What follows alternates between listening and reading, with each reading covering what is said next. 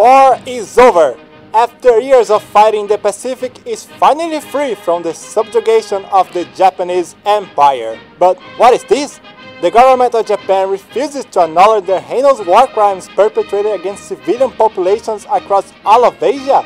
As time goes by, Japan keeps denying its involvement in one of humankind's most violent chapters. Only time will tell if the Japanese people will proceed with the farce, or if they will recognize their past mistakes in front of the world. They didn't.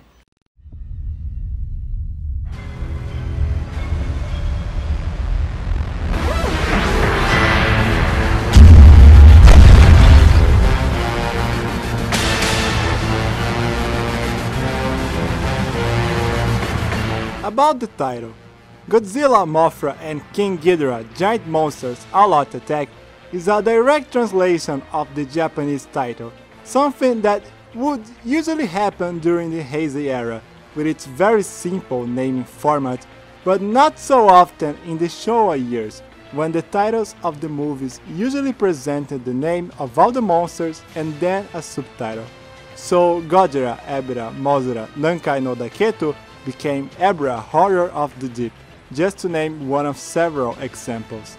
After the lackluster performance of the previous two installments of the Godzilla franchise, Toho brought in director Shusuke Kaneko to conduct the third iteration of the Millennium series. Kaneko was, of course, the mind behind Gamera's much acclaimed revival during the previous decade, so he seemed like the logical option to revitalize Goji for a new century. Also from the 90s Gamera trilogy would be brought composer Otani, who in the West is probably better known for this.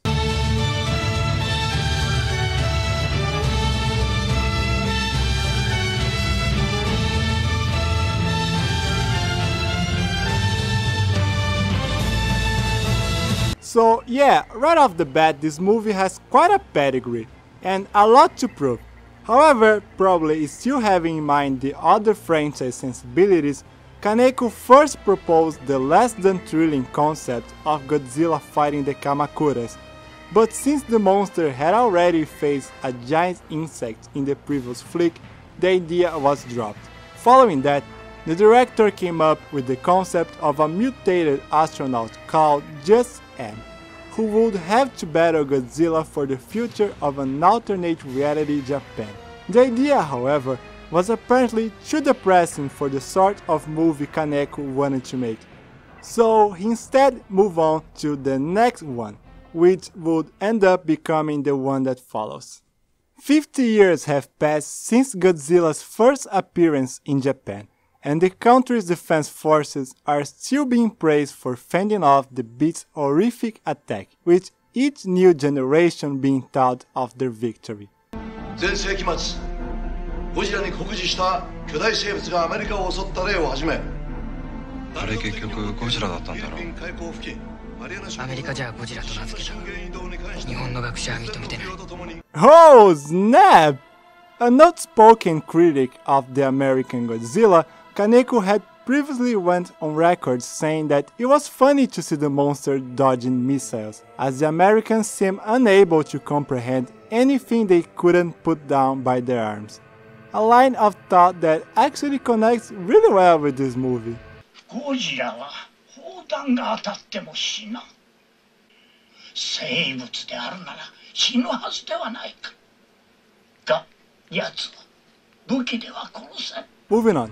As the threat of a new Godzilla attack re-emerges, however, the Japanese government, very confident about the capabilities of its army, simply decides to sit and wait for the creature to make the first move. Meanwhile, a series of unexplainable earthquakes start hitting the area outside Mount Miyoko. Reporter Yuri Tachibana, who is tired of chasing hoaxes and making up fantastic stories for the tabloid she works for, suspects that the tremors are being caused by the awakening of 3 guardian monsters to defend Japan against Godzilla.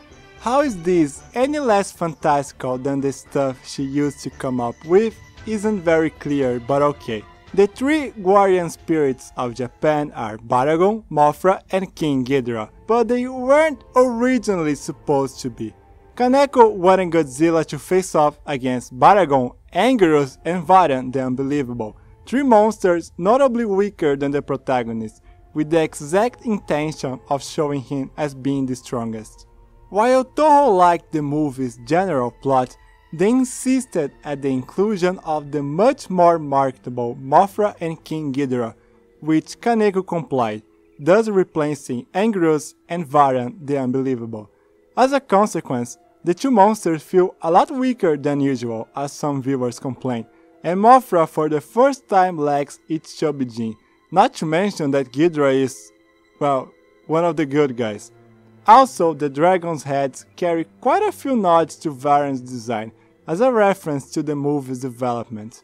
In a side note, I should remark that Baragon is more popular than Angerus in Japan, which might explain why the red monster, who had previously only appeared once in a Godzilla movie and never in the same scene as the protagonist, was kept around instead of, the character that has appeared in no less than 6 movies of the franchise.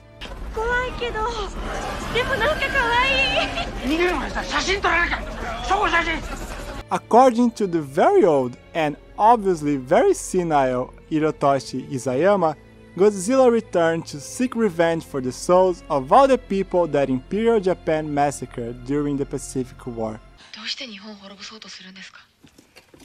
人々がすっかり忘れてしまったからだ。過去の歴史に消えていった多くの人たちの叫び、その無念。Bit of context here. World War II is still a hot button topic in Japan. The country did some extremely atrocious stuff during and before the conflict, like their Pauls and Arabs level of atrocious. Hence why everyone turned their heads at the sympathetic soldiers from Godzilla vs King Ghidorah 10 years before. But the tendency in Japanese society is to either downplay their actions in the conflict while overplaying other countries, e.g. the US's oil embargo and the atomic bombings, or simply downright denying that any of the heinous things they committed during that time happened at all. To use the closer Western equivalent, that would be like Germany denying that the ever happened. Godzilla itself might be seen as a reflex of this phenomenon, as the franchise in general has always overplayed the aftermath of the atomic bombings of Hiroshima and Nagasaki, while ignoring the series of events that actually led to it. As a whole, this isn't at all uncommon in Japanese media, so you can see that I really can't stress enough how much of a big deal it is for this movie to take one of Japan's most recognizable pop culture icons, if not the most recognizable, and turn it into a symbol of the country's biggest sin. And to signalize this, perhaps for the first time in the franchise, the character is presented to us as being pure evil. Not another victim of the circumstances, Godzilla maliciously kills and destroys anything on its path of vengeance.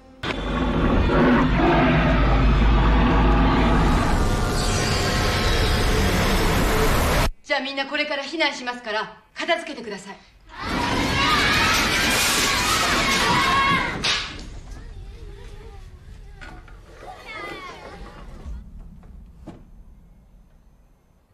原爆。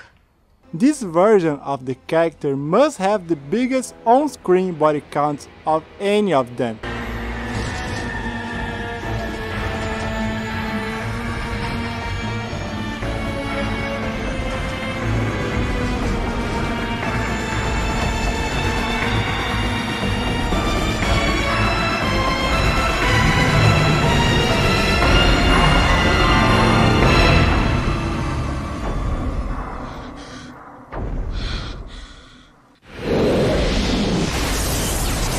To complete the pack, this Godzilla looks round. Okay, some people have suggested that the bloated belly and the white eyes are supposed to look like a decaying corpse, which is fair, But that's definitely not the impression most people get upon beholding Godzi's glorious beer belly. And then there is the eyes. Those eyes! Those horrible eyes! They look more dull than menacing and lifeless. We've seen monsters with one color eyes before, but back then it didn't look like the filmmakers were trying too hard to make the creatures look evil. Nevertheless, Godzilla is once again presented to us as being almost unstoppable by conventional means, and has ever been, because for the army's embarrassment, they were never able to fend off Godzilla's rage 50 years before. It was a civilian scientist who devised and applied a way of killing the monster, while the defense forces could do nothing against it. They kept the lie for 5 decades, as to avoid the shame of acknowledging their crimes. Failure. I meant acknowledging their failure. 50年前、我が軍は本当にゴジラを駆逐できたのか。私はそれを疑いながらも若い兵士に誇りを持てと教えてきた。Now Japan's last hope are the guardian monsters. Not that they know about that, of course, because if they did, they would have faced him all at the same time. Poor Baragon doesn't stand a chance against Goji. By the way, Baragon here is the first monster ever in the franchise to be portrayed by a woman.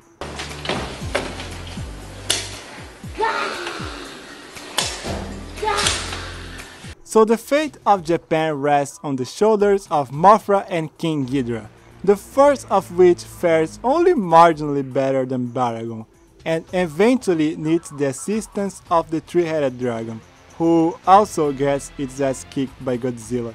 But Mothra won't give up, keeping on fighting the good fight for its fellow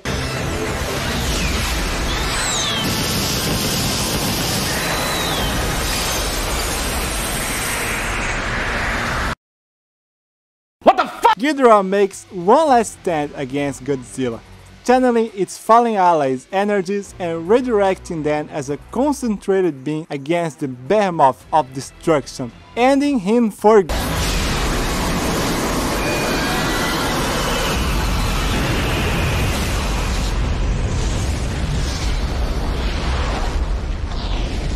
well, they tried.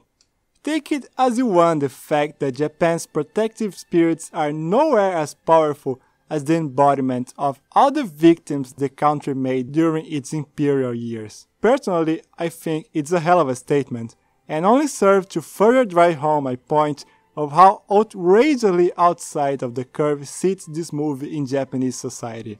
But of course that Godzilla needs to be defeated at the end, and he does, by the hands of one brave and level-headed admiral, Yuki's father, who drives a submarine into Godzi's mouth and gets swallowed by the creature, opening a hole from the inside at a point where Ghidorah had damaged the monster. Leaking radiation, Godzilla then explodes. The admiral gets okay though. Whether Godzilla being defeated by human hands at the end cheapens or not the story's themes is up to you. I'm sitting on the fence about this one, since the writers had no real option but to get rid of the monster one way or another. But to give this victory to a military, even if a sensible one, seems odd, especially considering that the guardian monsters are explicitly stated to be the protectors of the Japanese land, not necessarily its people. Or perhaps it's the idea of people being able to change and learn from their past mistakes that drive the resolution of this film. Leave your opinion in the comments. But regardless, I don't believe in any way that the ending damaged this movie, which, more than its politics, is also a brilliantly executed and extremely fun action film. The crew took all the advancements in filmmaking made in the last decade or so and seamlessly applied them to this flick. This, combined with the updated themes, marked Godzilla's definitive entrance into the 21st century. As a result, the movie would go on to become the most financially successful one of this era. It's either that or the fact that it was double bill with Han Land Big Adventure, I don't know. GMK proves once again how the franchise is perpetually bound to its country of origin and its history, and when reminded of that, is still able to deliver bold and fulfilling takes on a character who, by then, seemed to have gave us all it had, except he hadn't. To further prove this, the follow-up to this one would be another extremely unique take on a fan favorite, as Toho confidently gave director Masaki Tezuka a second win for him to prove the worth of his stylish approach to the series.